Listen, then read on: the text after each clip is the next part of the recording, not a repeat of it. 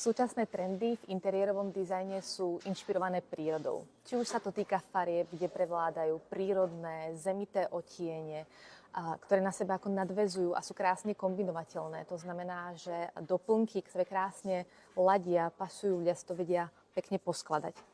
A zároveň tá inšpirácia prírodou je aj v tvaroch organických, v tvaroch rastlín, v tvaroch vody. Trendom sú oblé tvary, textúry, na dotyk, na pohľad, aby ten doplnok zaujal niečím mimoriadnym, a to je práve ten tvar, farba alebo kombinácia matu a lesku. Jedným zo súčasných trendov v interiérovom dizajne a aj na záhrade pre jar a leto 2026 je určite renewing alebo tzv. Obnova.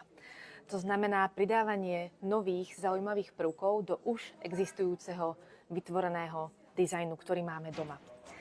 Je to nový štýl, je to nový pohľad, svieži pohľad na klasiku, ktorá už funguje. Klasika sú čisté farby, čisté línie, minimalizmus, kvalitné materiály a v tomto novom trende môžeme pridávať nové prvky, napríklad boho, nové textúry, nové farby, kombinovať mat a lesk, tak aby to spolu fungovalo.